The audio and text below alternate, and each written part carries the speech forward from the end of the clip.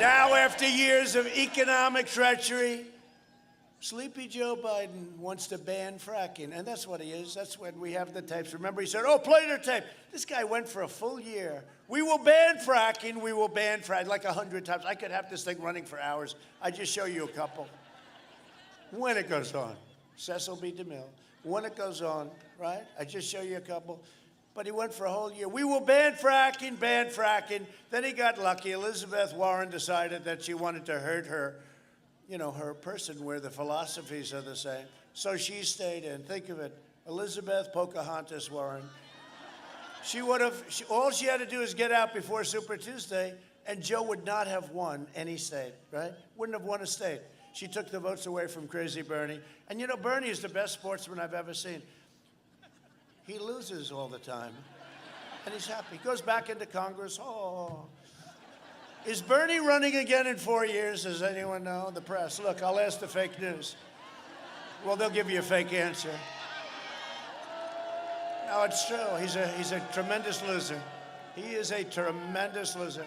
But he did us some big favors. You know, we had a lot of Bernie's people come with us last time because they agree with me on trade. They couldn't have done what we did, but they know that we were being taken advantage of by foreign countries, many of whom are allies. You know, they keep saying, we don't treat our allies right. Well, they don't treat us right either. Got to remember that. They don't treat us right. You don't have to take my word about his record. Just take a look at this magnificent tape that we made for you, for the people of Pennsylvania, and it really pertains to you so much. Go ahead. My problem is I voted for NAFTA. I'm supporting NAFTA because I think it is a positive thing to do. And I do not pretend to be an expert on international trade matters. When you ran for president and when Barack Obama ran for president, you both said you would renegotiate NAFTA. You didn't.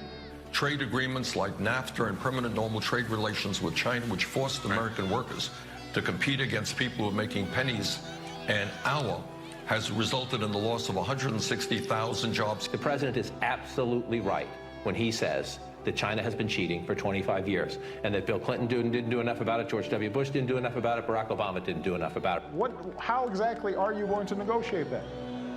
What magic wand do you have? The rising China is an incredibly positive development for not only China, but the United States and the rest of the world. Rising China is a positive development. It is in our self-interest that China continue to prosper. We want to see China rise.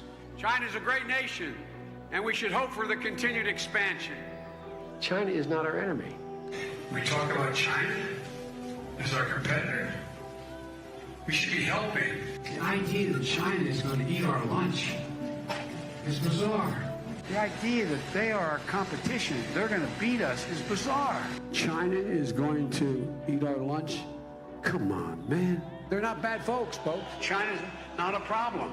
Allowing China into the World Trade Organization, which you supported, extending most favored nation status to China, which you supported, those steps allowed China to take advantage of the United States by using our own open trade deals against us. No. Do you think in retrospect that you were naive about China? No.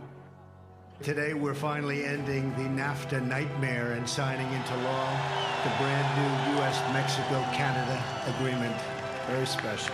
Listen, it's hard to overstate the importance of the USMCA. This is the single biggest bipartisan legislative victory for this president and this administration. It is a huge deal. Wage growth is better than it has been since 2009. That means it is better than it has been for 7 out of 8 of the years that Obama was president. The new USMCA has powerful protections to keep auto manufacturing jobs. Since the election, we've created 41,000 brand new motor vehicle and parts jobs. But doesn't he deserve some credit for that? It's better. The USMCA is better than NAFTA. It is better than NAFTA.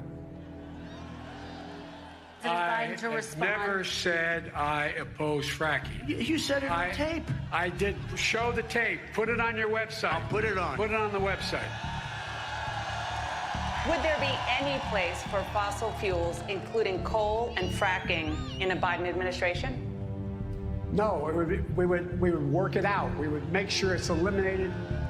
I guarantee you, we're going to end fossil fuel no new fracking. I'd gradually move away from fracking.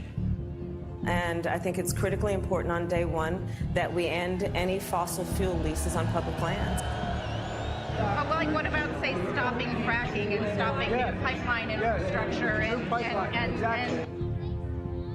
They want to do the same thing I want to do. They want to phase out fossil fuels, and we're going to phase out fossil fuels. There's no question I'm in favor of banning fracking. I have one final question. Would he close down the oil industry? It falls. Or would you close down the oil By the industry? way, I would transition from the oil industry, yes. Oh, I would that's transition. a big statement. It is a big statement. In terms of business, that's the biggest statement. Okay. Because We have basically one what he's final saying question, is he is Mr. going to President. destroy the oil industry. Will you remember that, Texas? Will you remember that, Pennsylvania, Oklahoma? Vice President.